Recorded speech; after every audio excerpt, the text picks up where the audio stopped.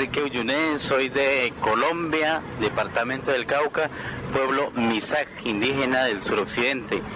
Los invitamos a escuchar Marquemos un Norte. Mi nombre es Bolivia Gordillo Bautista, perteneciente a Chiapas, una comunidad indígena llamada Tenejapa. Soy estudiante de la licenciatura en Ciencias de la Comunicación. Asistí a la segunda cumbre continental y los invitamos a seguir escuchando Marquemos un Norte. Pero nada decía la prensa de hoy del país natural, que no es tan natural. Un eslogan que le vende al mundo lo lindo de acá.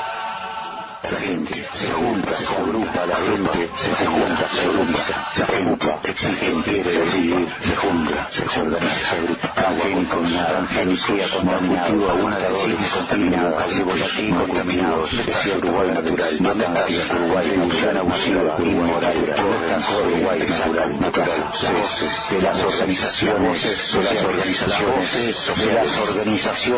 sociales.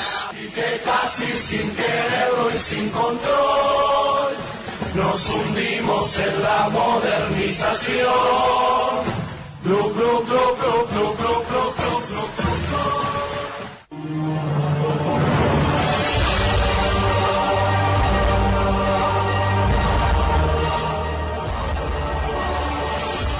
Como guardianes de la Pachamama que somos, tenemos la obligación de informarles el impacto de las técnicas de extracción del gas natural, conocidas como fracturación hidráulica o fracking.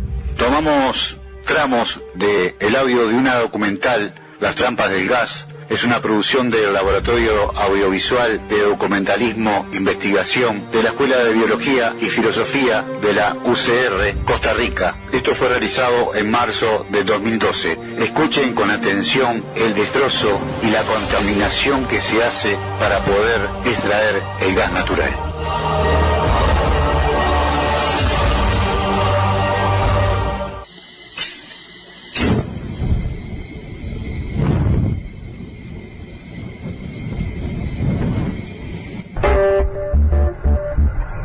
El gas natural, inoloro, incoloro, relativamente barato. Debe reconocerse que es por lejos el más sexy de los combustibles fósiles. Quiero decir, el gas no se parece a esas otras sustancias que mueven al mundo. El petróleo, por ejemplo, es viscoso y maloliente, y deja toda aceitosa a esa fauna marina tan noble.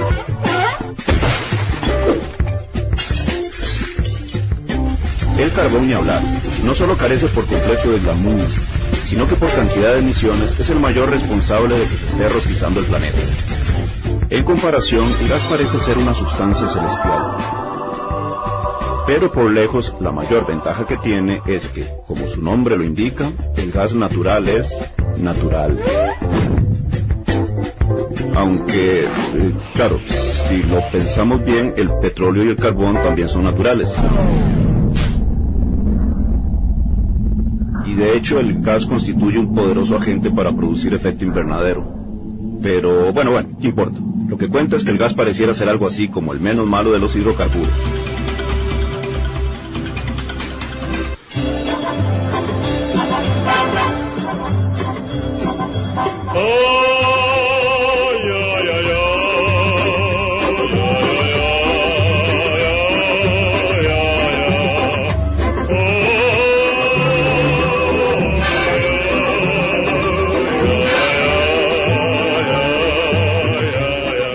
Aunque las versiones oficiales nos pinten muy bien toda la industria del gas, para entender bien qué pasa cuando se saca, debemos empezar desde muy atrás.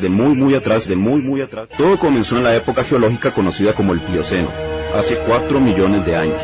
En ese entonces, los océanos Atlántico y Pacífico eran una grandiosa masa de agua que se unía en el centro del mundo, gloriosa, sublime. Fue entonces cuando comenzó lo que llamaré el ciclo de las trampas del gas. Unidos los dos subcontinentes, distintos tipos de plantas y de animalejos extraños comenzaron a llegar de Norte y Sudamérica, topándose de frente con no muy buenos resultados.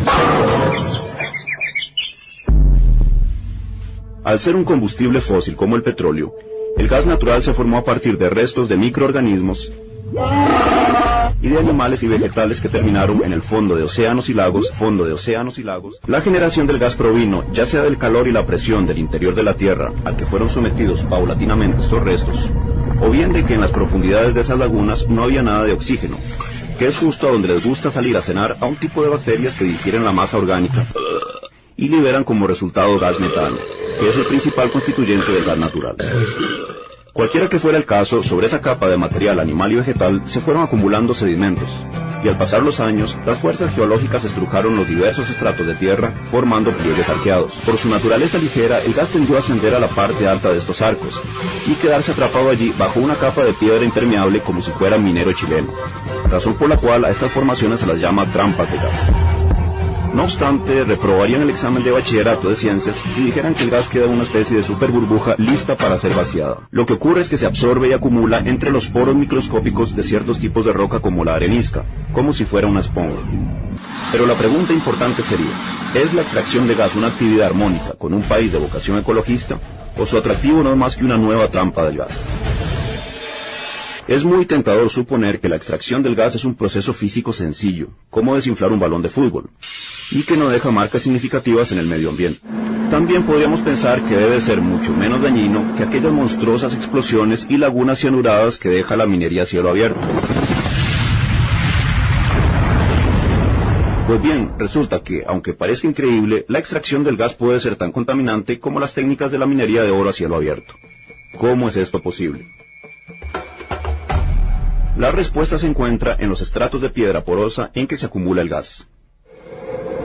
En muchas ocasiones, la presión del mismo gas bajo tierra es suficiente para que éste salga por sí mismo, como nos explicó la doctora Lola Campos. ¿Qué es lo que hace la perforadora? Va creando una diferencia de presiones, hace que escape, ¿verdad?, el gas y lo que esté ahí. Entonces, ¿qué pasa? Que por las diferencias de presión, siempre en la naturaleza todo va de la mayor presión a la mínima. Hay que buscar el descanso. Pero los que no buscan descanso son los ingenieros de las compañías, quienes tratan de darle un empujoncito al gas para que salga de manera más eficiente. A veces lo que se hace es que con los mismos pozos se fractura para poder darle la posibilidad de que salgan los hidrocarburos, los fluidos. Esta técnica más bien violenta se denomina fracturación hidráulica, o fracking en inglés. En su primer momento, la extracción no tiene nada que uno no esperaría. Mediante un taladro medio alienígena se perfora la corteza terrestre, hasta llegar a las trampas de gas. Y luego se introduce un tubo que refuerza con cemento las paredes de la perforación. Luego el asunto se pone un poco más salvaje, pues introduce una pistola perforadora usada para hacer detonaciones que abren una serie de canales entre la roca. Finalmente se inserta una manguera gigante que inyecta a una enorme presión un chorro de agua, arena, cerámicas y en ciertos casos una serie de químicos para rajar kilómetros y kilómetros cuadrados de piedra y permitir que el gas atrapado pueda ascender. Se supone que la fracturación ocurre a una mayor profundidad que los mantos acuíferos sin afectarlos, y que el ducto de cemento queda a prueba de cualquier filtración de gas residual y todos en paz. ¿O no? Lastimosamente, desde varias partes del mundo comenzaron a aparecer reportes de fugas en los pozos de gas. Solo en Estados Unidos se han registrado más de 1000 casos, tal y como aparece en esta publicación de la revista Scientific American. De alguna manera, en todos esos sitios, el gas se ha logrado filtrar hasta el sistema de agua corriente de las comunidades cercanas, al punto de que, aunque parezca increíble, la misma agua del tubo puede hacer ignición, como se muestra en el conocido documental estadounidense Gasland.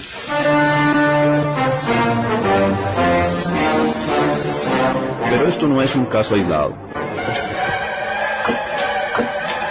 No obstante, el peligro no se limita a eventuales explosiones hogareñas.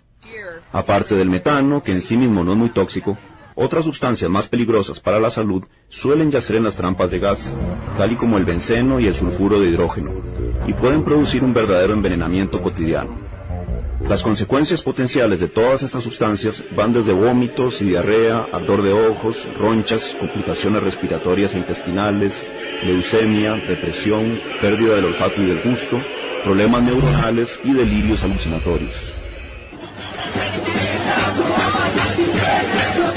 Todo parece indicar que de repetirse la fórmula solo añadiría el malestar popular contra este tipo de proyectos y haría que apareciera en las calles más de un grafiti contestatario contra los responsables. Ahora bien, todavía no se sabe a ciencia cierta cómo se filtra el gas hasta el agua de la superficie. Una posibilidad es que al despedazarse la piedra por la gran presión aplicada, el gas puede conectarse con depósitos de agua subterráneos.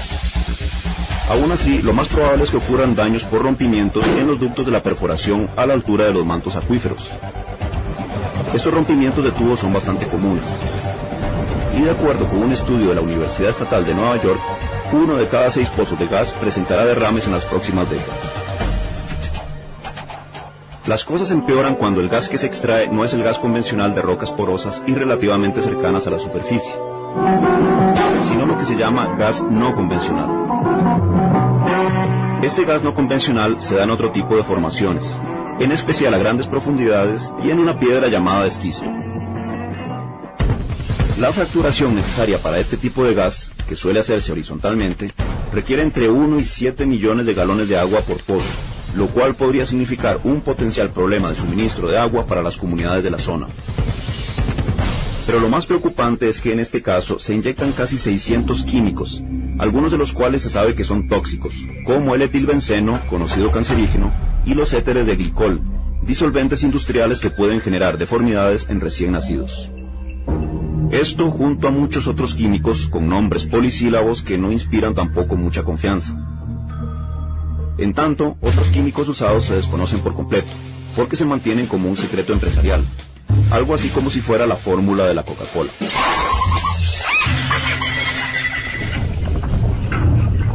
Hay que notar que casi la mitad de tales químicos se quedan dentro de la tierra y podrían sumarse a la contaminación del agua subterránea. Aún así, el agua servida que sale no es menos peligrosa. Se deposita en pequeñas lagunas contenedoras, que se pueden romper o desbordar. En teoría, estas aguas residuales son tratadas en plantas, pero sobran también casos de liberación irresponsable por parte de camiones cisterna. Estos pozos y sus residuos afectando potencialmente el envidiable recurso hídrico de la región, el verdadero tesoro de los suelos de nuestro país, digno de ser inmortalizado mediante las más profesionales tomas submarinas. El asunto de fondo aquí es más bien que no parece discutirse abiertamente todo lo que implica el proceso extractivo del gas para nuestros recursos naturales. La extracción de gas involucra fracturación de la piedra, involucra hasta donde tengo entendido la inyección de químicos, más de 500 químicos, muchos de los cuales ni siquiera vuelven a salir, y se expone la contaminación de los mantos acuíferos. Más importante aún, el asunto es que si bien el daño producido en la fracturación del gas no convencional es mayor, la técnica de fracturación también se usa para incrementar la productividad de las trampas de gas convencional. Esto era demasiado. El fuego que sale de los grifos, 600 químicos desconocidos, todo esto era demasiado angustiante. No sé si por inhalar mucho gas, pero no pasó mucho tiempo antes de que el inconsciente le diera una forma delirante a este riesgo invisible bajo la tierra. Todo esto es demasiado gratuito. Pues ¿saben qué? No más gratuito que obstinarse en regalar nuestro suelo a industrias extractivas tan dañinas como la del gas, que por una miseria ponen en riesgo nuestra salud y nuestros verdaderos recursos para el futuro. Y si se cumple el peor de los escenarios, de esta trampa nadie nos va a sacar en mucho tiempo. Por lo menos no en estado sólido.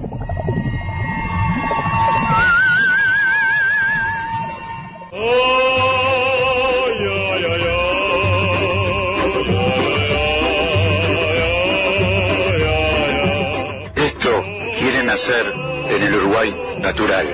Importa que lo sepas, como la propaganda del INPO, impotencia sería, impotencia.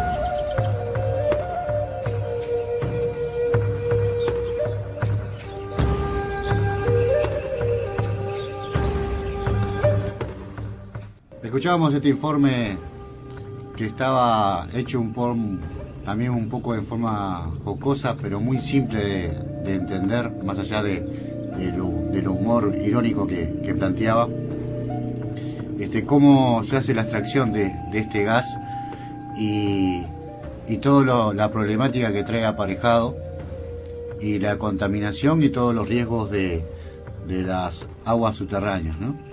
Un poco cuando estábamos escuchando ahora comentábamos con los compañeros de acá que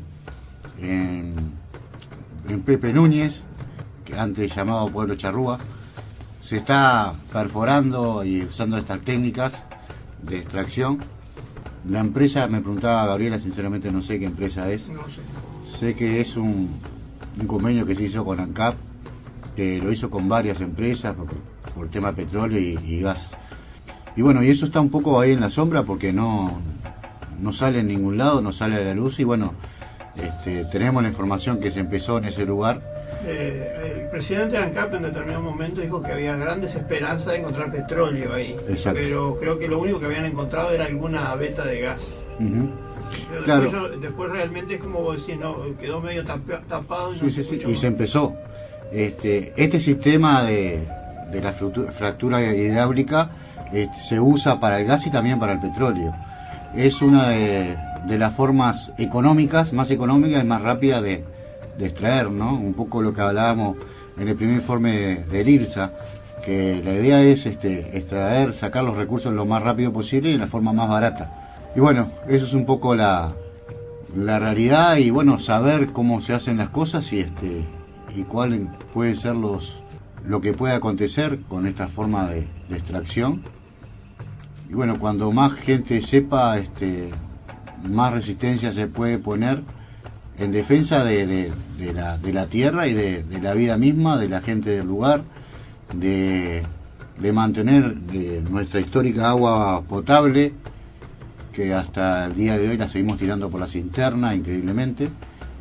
Nos vamos a encontrar con agua contaminada y esa riqueza que hoy ni la sentimos porque se le paga a vos 300 pesos por mes y la tiramos y la mal usamos y todo eso. Bueno, pero acá estamos hablando de todos estos emprendimientos, estos megaproyectos, la utilización de millones de litros de agua que no tienen comparación con el mal uso que pueda hacer cada uno de nosotros en la casa, ¿no? En cantidades.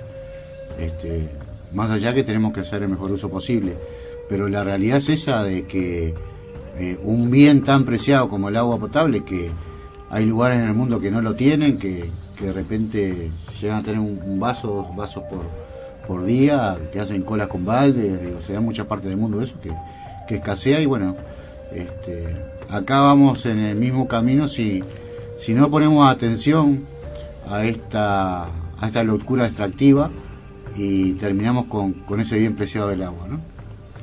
Sí, da la casualidad además que todos estos proyectos, todos necesitan agua. Todos necesitan agua, consumen energía, unos producen la energía, es decir, es como una rueda de todo lo que estamos haciendo, regalando el agua seguro para que todos se vayan. Es decir, que queden acá aparentemente unas ganancias que nunca son demasiado claras, porque como además existe tanta confidencialidad, dentro de con este artículo que estábamos escuchando, cuando decía que una cantidad de las sustancias no se sabe, y me acordé también del contrato de confidencialidad, ¿no? Es más o menos lo mismo. Pasó en Monte de Plata. Sí, sabemos que esto tiene esto y aquello, pero lo otro no se sabe, porque es un secreto como una fórmula secreta.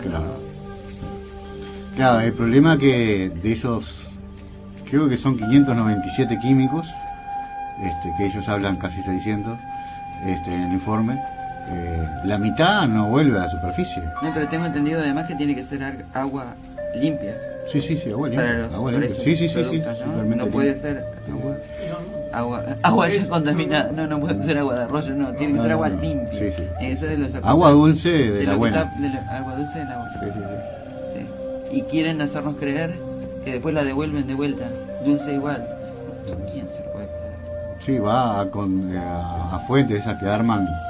Pero además el artículo también hablaba de en Estados Unidos denuncias, más de 1000 denuncias de lo que causa. Y acá después vienen y siempre hacen lo mismo, como hicieron también con las papeleras.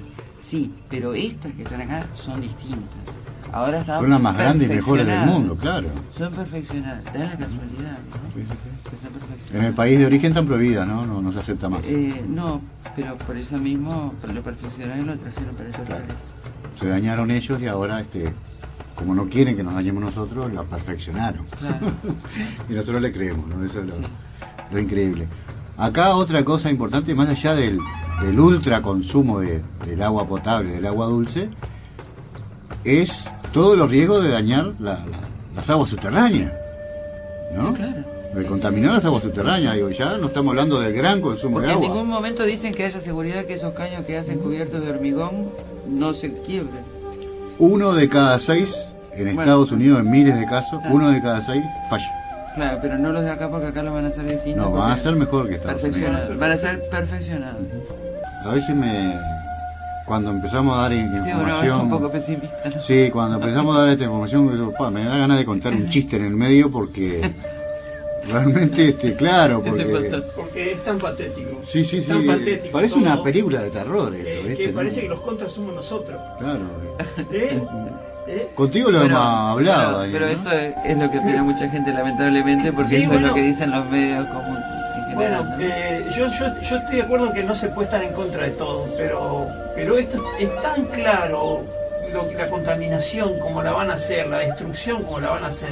Que parece que la gente tiene los ojos tapados y no se dan cuenta. A mí me parece que además no hay técnicos lo suficientemente, con el conocimiento suficiente. Me da la impresión, porque como es todo nuevo, salvo que a mí se me escape que hay facultades donde han enseñado todo esto, el fracking, ¿no? Por ejemplo, bueno, no sé, tendría que ser ingeniería, ciencias. Entonces, creo que es improvisación. Me da la sensación, además uno escucha las discusiones que tienen, a veces hasta a nivel político, a nivel económico mismo, y uno se da cuenta que no saben de lo que están hablando, por más que uno tampoco sepa sobre el tema. Yo no sé sobre el fracking, simplemente escuché ahora esto, he escuchado en otros lados, pero creo no ser de los únicos. Hola, soy Oscar Gómez de Uramba TV, porque no todo está dicho, y están cordialmente invitados a que escuchen Marquemos un Norte.